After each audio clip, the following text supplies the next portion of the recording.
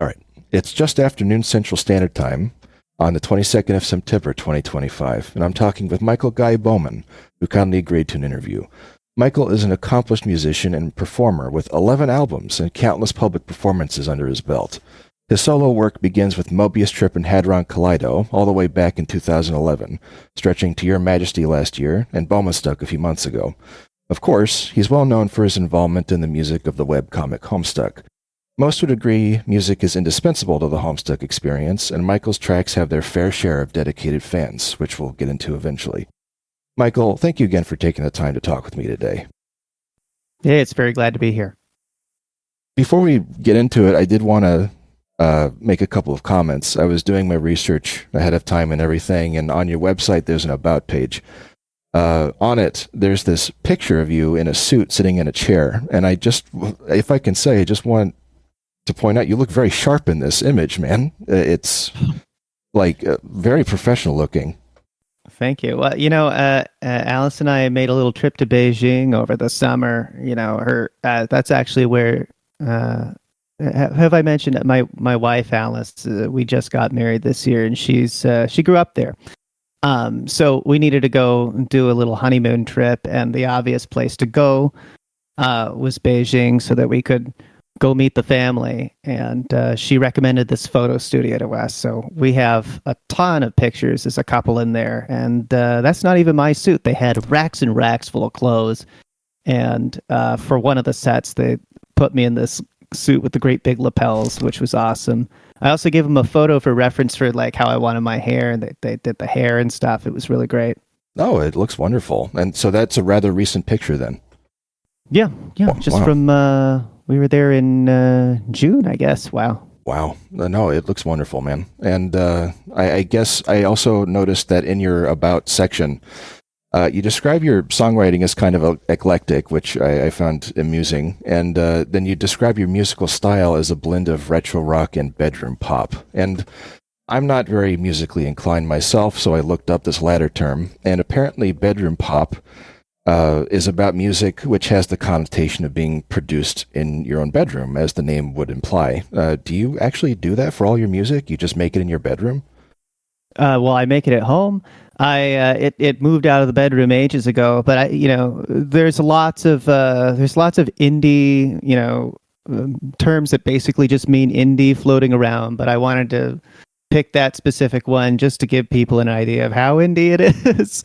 I've seen people refer to this as DIY also, but I think DIY kind of has the connotation of like more the public setting, like, oh, instead of going to a venue or like a stage or something, we threw a concert inside of someone's backyard, or at like a store that doesn't normally put on shows. But like bedroom pop, while I don't feel like I'm necessarily doing the kind of material you expect from like really like quiet vocal and soft pads and synths and a tiny little beat behind it that you might expect from that term, it does accurately describe the fact that I do this on my own in my home. That's fair, yeah. I mean, the DIY aspect of it I had also seen, so I was curious because from what I've heard, your music sounds professionally produced, like in a studio. So that's pretty cool, though. I think that it's because I'm a pro.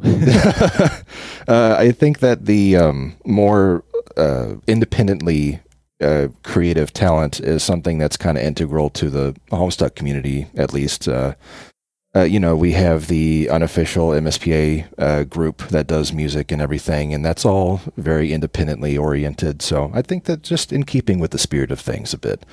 But I did have actual questions, so I guess we'll go ahead and get into that now. Yes. We'll start off pretty simple. First question. How did you get into music making and performing exactly? Oh, well, I liked what my parents were doing professionally as I grew up. Mom and dad's instruments are flute and trombone, respectively. And when I was very young, they were both still band directors. So I was in the classrooms that they taught in on occasion. And I didn't want to be a music educator like them, but I did get gradually more interested in composing and songwriting during the time that I took the kinds of classes that they would have been teaching, but at my own school. So I went into things like marching band, and I took piano lessons at a very early age, and I did some musical theater too.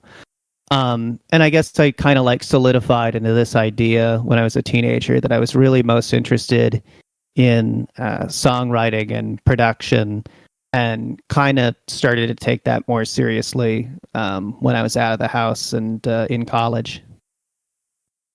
Okay. And yeah, took some influences from like pop music and stuff. Got really into like listening to records when I was 13. No, that's fair. And I build myself as not being very musically inclined, which is half of a lie.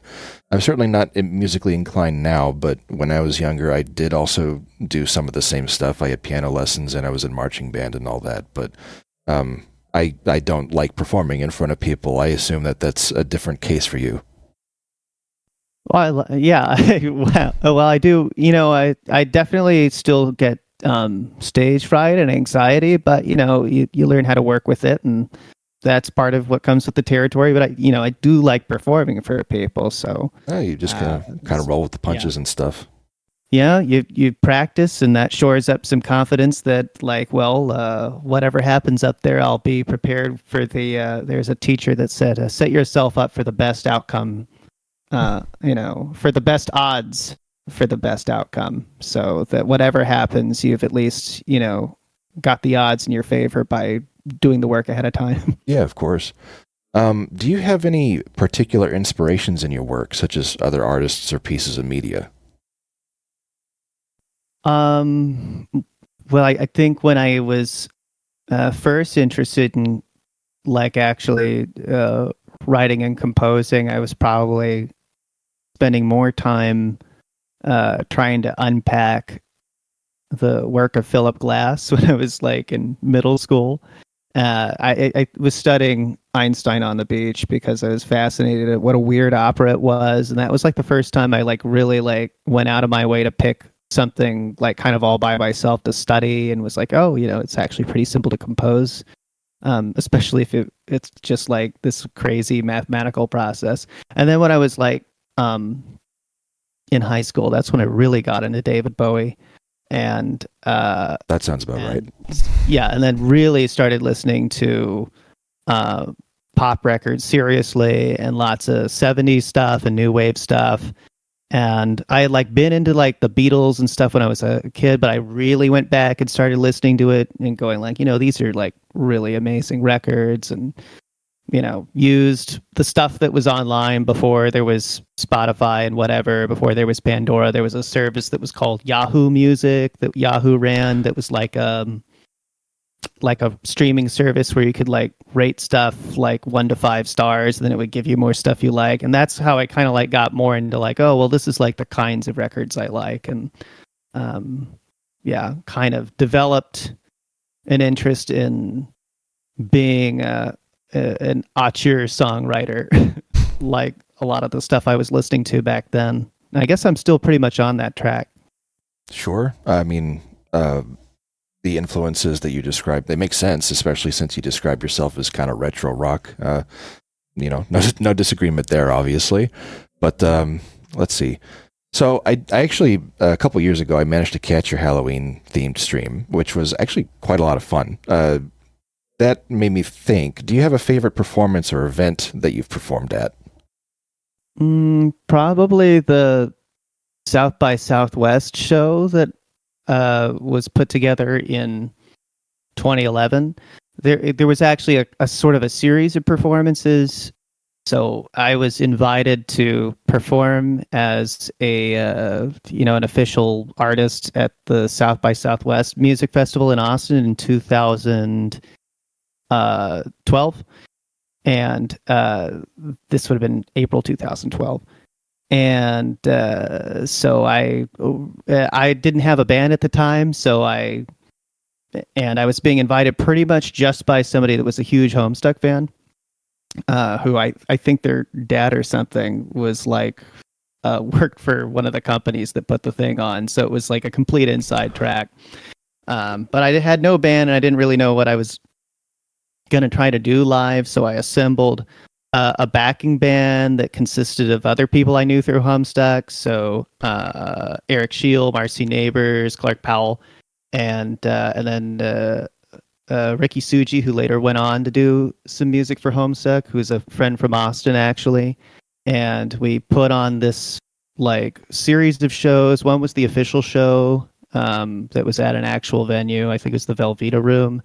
And then like one that really stuck out was we like did a full on DIY show in the backyard, and like brought out the the cosplayers and stuff from every corner of like Austin, and brought them all to the backyard and threw this big outdoor bash. And that, I think, ended up sticking out the most out of the things we did. And it was like really cool because I think there was a sense that like as a community, these musicians, not even from the same part of the like continent, were all coming together to like make real the thing that people had only experienced online.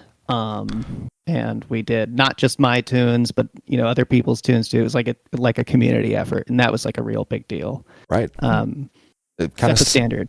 Kind of sounds like a big party, to be honest. It was a big party. There was a live stream, but it's like lost to the annals of time. Is that how it's pronounced? The annals of time? I can never remember myself, unfortunately, but let's go with it. It's lost to the buttholes of time. Oh, boy. We're going... You can find it. Yeah. Oh, man. So, okay. Well, speaking of other performances as well, which I sorely wish that we had any recording of that performance, but we do have more recent recordings of you at the Requiem Cafe, and then more recently at Promstuck. To my knowledge, you're the only prominent Homestuck musician who is involving themselves in fandom events in such a manner. Do you have any particular feelings about this? Well, it feels weird being out there on my own, but I don't think most people that are involved in the old music team are from the West Coast. I think most people are from pretty much the Midwest and the East Coast, and I would love to see them like go out there and just play their stuff, because I think they kind of lowball their own value and like how much people like look up to them and treasure their stuff. Given that I did so many things that like are vocal driven, and it's easy for me to just be like, well, how do I just do this at acoustic guitar and then show up and crash at a convention? So I've been able to do that. But the chance to do these things like the Requiem thing, where I like put on a whole show, like I really like, get busy with it and try to make sure it's actually going to be like a good show, even if it's just me like playing with backing tracks. And it's been a super great opportunity because I can tell like how absolutely stoked anyone is to have that like tangible connection to the material, and like, it no longer feels like some thing that just emerged from the ether. It's like a chance to like, bro down and rock out.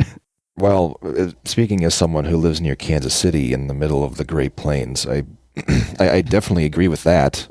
There's almost nothing that happens here of note, if anything.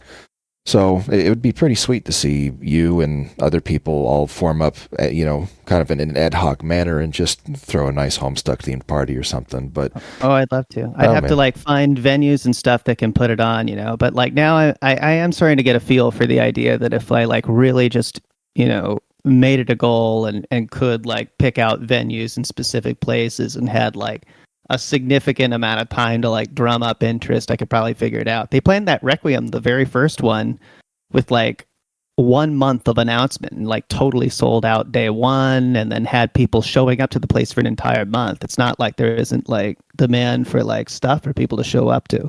That's a really quick turnaround, just 1 month to get all that stuff organized.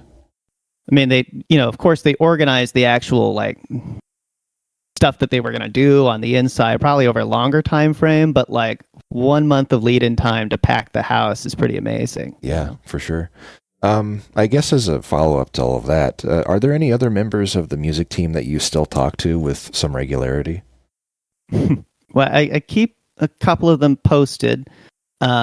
the most vocal persons turned out to be Tensei, whose first name I'm not going to attempt to pronounce because I never tried it before. Tensei, just a nickname. I never thought to ask all this stuff. Yeah, I'm pretty sure that's just the a things screen we name. could work out if we knew each other in person. He's pretty active, so it's once in a while I'll chit chat and be like, "Hey, did you hear about this?" And they'll be like, "Oh, yeah."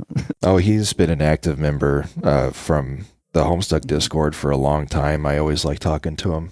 We actually, when I was streaming a couple of times, he would join me on call and make fun of me. It was, that was ages ago though, like 7 or 8 years at this point. But no, he's a cool guy. Right. But I guess since we're talking about Homestuck now, the pilot for Homestuck, the animation, is scheduled to release later this week on the 27th, actually. If it's picked up for production and the opportunity arises, would you like to be involved with the animated series? Oh, yes, absolutely. That would be like a big break. I am still a little surprised that there was like, no info that this was like a thing in development, and that like the announcement was like a public announcement. It always is weird to like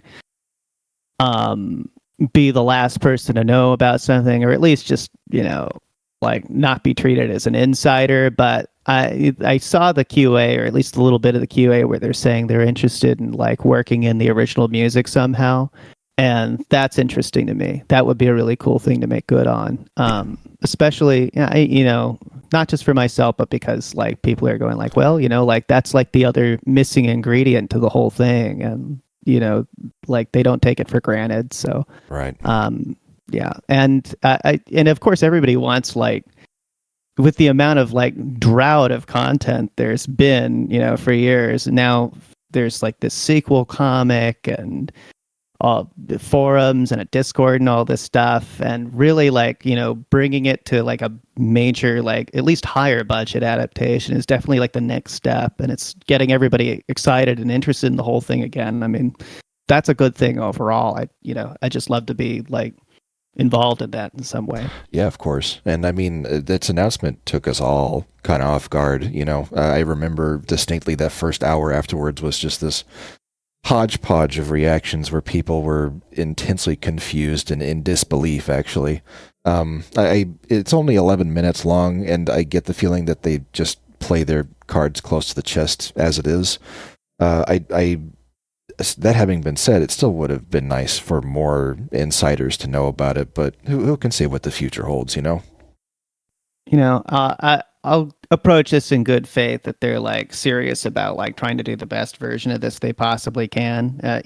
I think people are just used to the drought, and it's going to take seeing some nice things happen for people to really believe it, Oh, yeah. I mean, even with the sequel comic coming out, that announcement, all of those announcements in the last couple of months have been like a deluge in comparison to what we were used to. But I don't know. I guess we'll just have to see what happens, right? Mm-hmm. Yeah. All right. Well, I guess that's all I had for Homestuck for now. Maybe we'll revisit it in a second. But I guess considering everything that's happened, if you had a second chance at choosing to involve yourself in Homestuck, would you do anything different?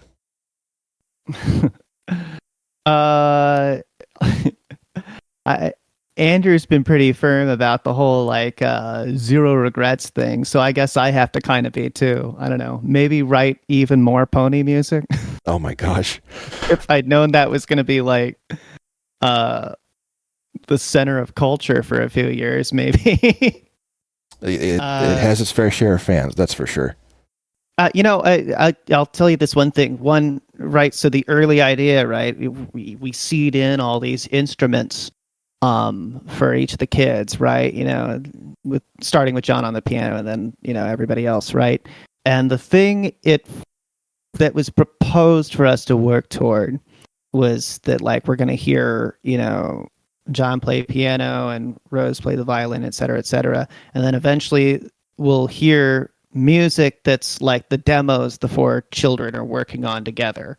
And that would have been like a cool album concept to work toward, and definitely a way to like create a sense of culmination, because there are like themes that are sort of associated with the characters, and the instruments are semi-associated, but it kind of falls apart over time as more and more threads get added to the story. So being able to use the music half of it to tie everything together would have been cool. Yeah, no, it adds some serious coherency to the whole thing, I mean, as far as the kids playing music together, there is that album. I believe it's 1 year older. It's been a long time since I've last listened to it, but Eric's, yeah, well, yeah, and all the kids have their own instruments they're playing, and that kind of ties into what you're saying, I think. But you make it sound more like they're in a rock band together or something, right? Yeah. I mean, generally there was this like fake band idea that it was like, Homestuck's world will be populated by like groups like Gorillaz. That are these virtual bands where they'll be in the comic for a moment, and then you'll have the record come out, and it'll be like, and if you want to know like more of what their vibe is, here's this like product. And we did that with Midnight Crew and the Felt, and the Squiddles is sort of that. And my first album, Mobius Strip and Hadron Collido, is like sort of an attempt to do that never really got picked up because Andrew didn't really offer any concepts of their own to work into the thing. So I just ended up on a totally like weird tangent with these like characters that I ended up having to invent myself because like no concepts were ever offered for what I was supposed to be doing. So there were probably more ways to satisfy this concept of having these like fake bands that are piloted within the comic and then evolve into like music projects that people can go around and to the band camp and listen to. Just the general syncretism between the music and the visuals would have been nice to reinforce that way. And honestly, we could have just kept recording more and more music and releasing it in general. Well, it's rare to have that that feeling with people where they're just so eager to make more music, because like I very occasionally I've felt like making my own music and never got very far just because I don't feel that creative or I had no real ideas to work with. But you guys just pumped that stuff out for a long time. Well, the comic gives you so much material. Like, you look at like animes and stuff, and a lot of them will just like have boatloads of these like records that they put out for as part of the franchise. Like I can think back on when I was really, really, really into Digimon when I was a kid, and I found out that in Japan, did you know there's like a record for each kid and each Digimon from the show? So you were Digimon kid then, okay? Oh yeah, and it just turned out the great disappointment of being an American Digimon fan is discovering that the Japanese show has different and definitely better music. Or at least music that they like take way more seriously than the American stuff. There's a couple of American songs from the show that are good, but there's so much music for the Japanese Digimon franchise, and it's all really, really, really good.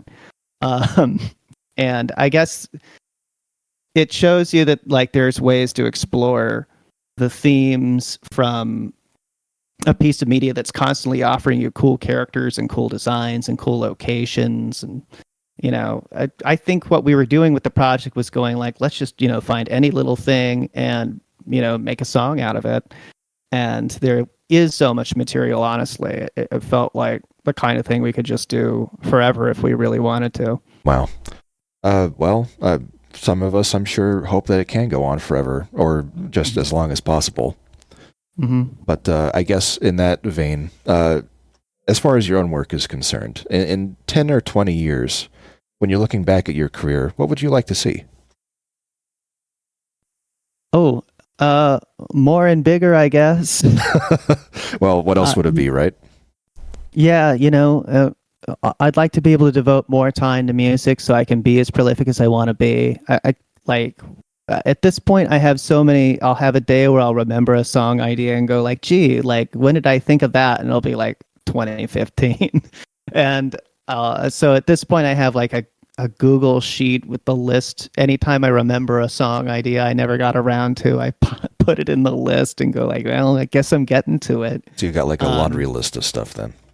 Yes, it's very long. It's kind of like, okay, well, when I can find the time to devote a month or whatever, however long it takes to really do it right, to this or that song, I guess I'll get to it. It would be nice to clear the list. It'd be nice to do higher concept stuff rather than just, collecting songs around a theme or a vibe. Because, I do have a background in like musical theater and stuff. So I've seen higher concept stuff I could do if I had a significant amount of time to spend on it. But for me, I guess what I'd like to look back on is, a further development and a chance to, I guess, play live more, to get back to playing live with a band. And maybe like just in general, like more local involvement. I like doing the internet thing, but like, as I'm going out and meeting artists locally, I'm going like, hey, well, here are the songwriters, here are the people that like playing. I want to be around the scenes and stuff where people just hang out and appreciate music just because it's like fun to do, and they get to be part of like the rock and roll vibe, as opposed to just sitting around online all day. I mean, I've done so much of that already. Right. I mean, it's a totally different energy. I don't generally go to concerts, but the few I've been to are just insanity. But even like it's very different even from the Halloween stream I mentioned, where it looked like that was extremely technical to kind of organize and make it happen in real time. Like I'm sure you had lots of bells and whistles going on to make sure that all went smoothly, right? Yeah, I think with these shows I've been doing between that and like the Requiem show and the Homestuck, it's like I've given myself a month to really like get it together and make sure it like, it's really humming by the time I put it up. Right. No, I hope that you get to do more live performances and stuff. I mean, have you been doing a lot of live stuff outside of the more visible events?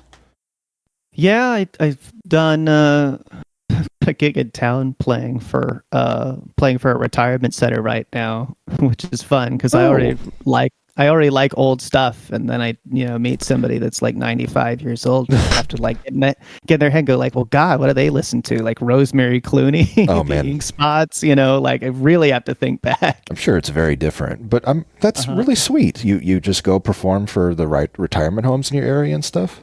Yeah, well, that's one gig, and then there's like great little open mic scenes. I posted some videos recently of a thing that's happening at the Luca Bar and Grill in Benicia, which is starting to mount a songwriter night. I like going to like the tiny stuff like that and just studying, honestly.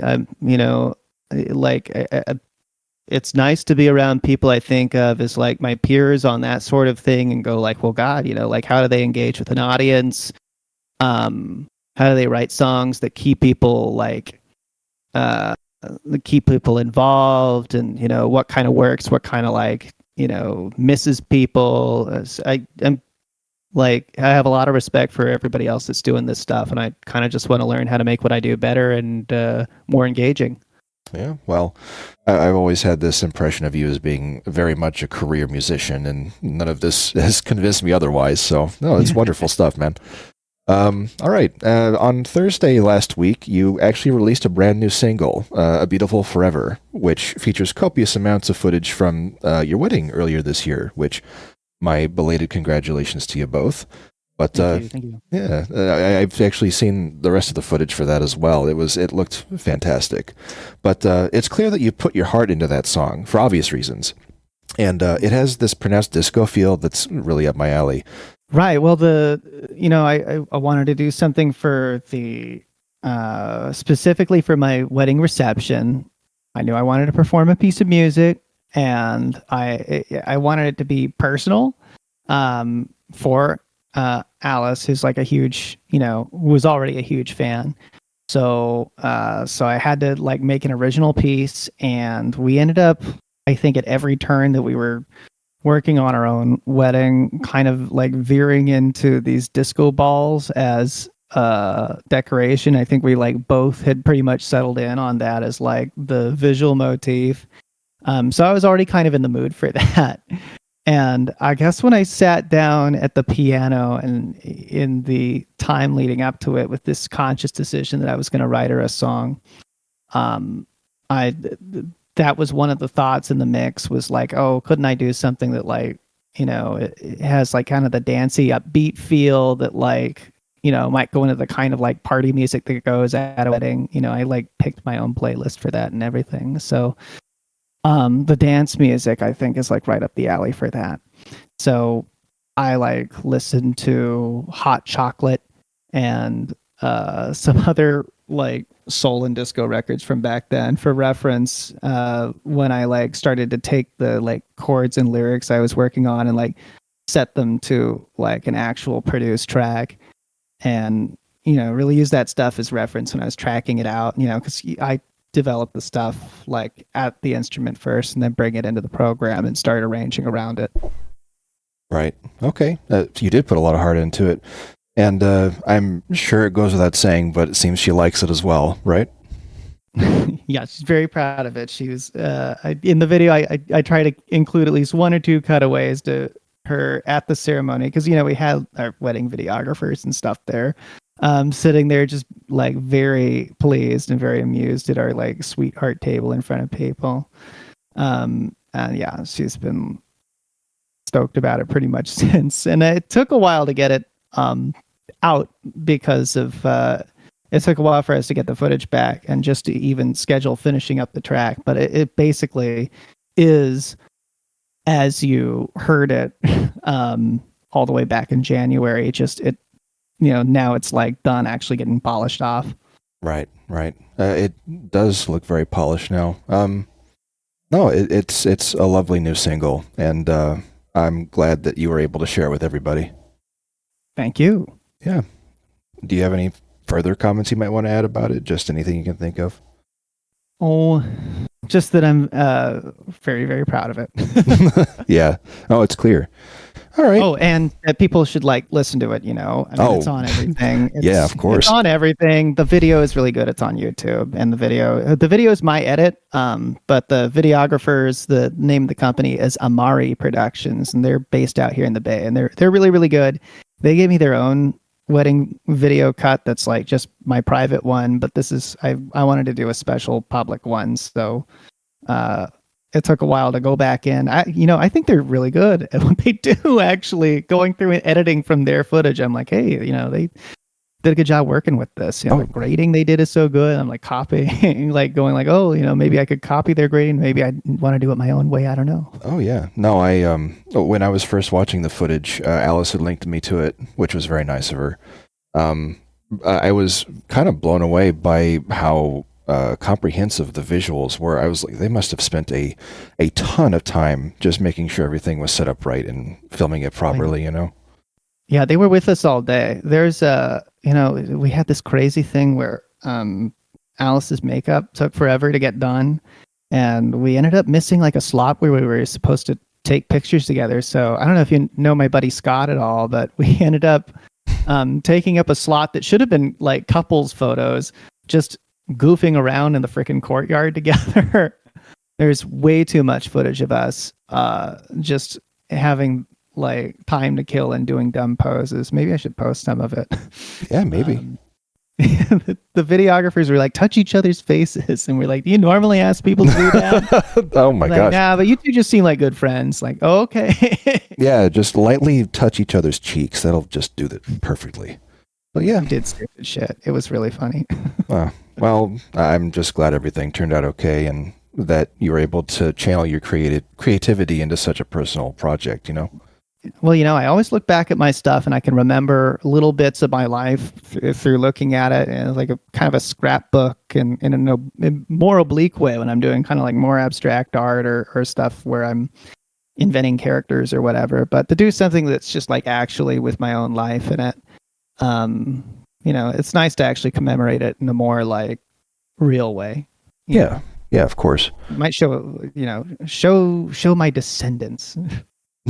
Yeah, a nice treat for the children eventually. Uh-huh. Oh, that's great. I'm curious, do you have any upcoming releases or events that you'd like to share beyond that? Beyond a Beautiful Forever. At this point, I've got one thing in the docket. There's like a song that's potentially going in an indie game, but like there's no release date on it yet, so I'm just going to keep that under my hat.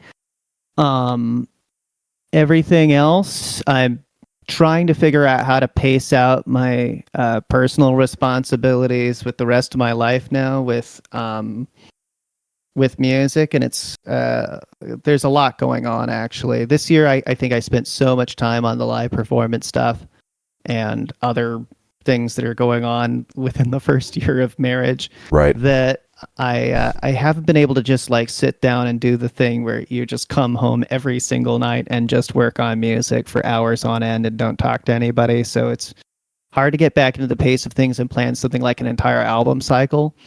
So I think right now I'm kind of more interested in like individual singles and saying like, well, here's an idea that I wouldn't necessarily do if I was having to plan like 10 other songs to package it with and not release it for like months as I develop the thing, you know. So I kind of want to figure out like, could I be doing singles that are in styles I've never tried before, or could I do collaborations with people I've wanted to collaborate with? So generally, I'm just kind of looking at what my options are, and also I'm kind of like looking at other things that are happening, like trying to move my stuff to physical media. So that takes a little time to develop too. Generally, I just kind of want to like get to all the things that are not finished that involve archiving and making my work more accessible to people. Right. And with the move to physical media as well, I didn't buy a physical copy of Your Majesty, but I've got my copy of Homestuck sitting on my computer desk right now, actually. So, oh hell yeah, me too. No, I mean, people were very excited for that for obvious reasons, but I mean, you know, as far as keeping stuff under your head is concerned, I'm sure there's, I mean, even just with what you've said, there's so much that goes into organizing it, but I guess I won't pry you for more details at the moment. I'm excited, though. It'll be nice to see what you make in the future, man. Mm-hmm. Thank you. Yeah. All right. That's all I've got for now. Maybe in the future, there'll be cause to have another interview like this, but the last thing, do you have any music recommendations for your own fans or anything else you'd like to say to them? Music recommendations. Let's see. The stuff I've just been listening to lately, you know, I feel like I put so much emphasis on like how much I like old music, but like lately in the effort to listen to some current stuff, I've noticed that I have a habit of listening to like vibey sad girl indie pop. Okay. I really got into the new Tops record, Bury the Key. And I really like this lady from England whose name is Laura Groves. She has a wonderful album called Radio Red. I think she just put out a new EP too. She's really amazing. You know, I think I'm seeing like a trend toward a synth-driven thing that's just very chill that I like, and I guess I'm listening to a lot of women doing it, and I'm not sure how much more modern I want to make what I do, but when I see stuff like that or when I hear it, I kind of go like, oh well, there's something there I like. As far as other recommendations, you know, my peers, the other musicians from the old Homestuck music team, have their stuff up. You might want to check it out. Did you know that Mark Hadley is still making video games? No, I didn't know that he was making video games in general. Although you didn't know that? You know, he made that Slender Man game. You remember that? He made that? The Slender, the Slender Man game the original, from 2012? The original, you go around collecting pages and shit? Yeah, the 8 pages or whatever it's called. No way. Yeah. He's like, he's still around. He's still making video games. He's like been teasing me like, oh, I'm working on a thing about a library where you go around collecting books. And I'm like, hey, this kind of sounds like Yeah, well, I guess if anyone was going to do it, it would be you. oh, that's crazy, man. I mean, that's not maybe surprising to a lot of people.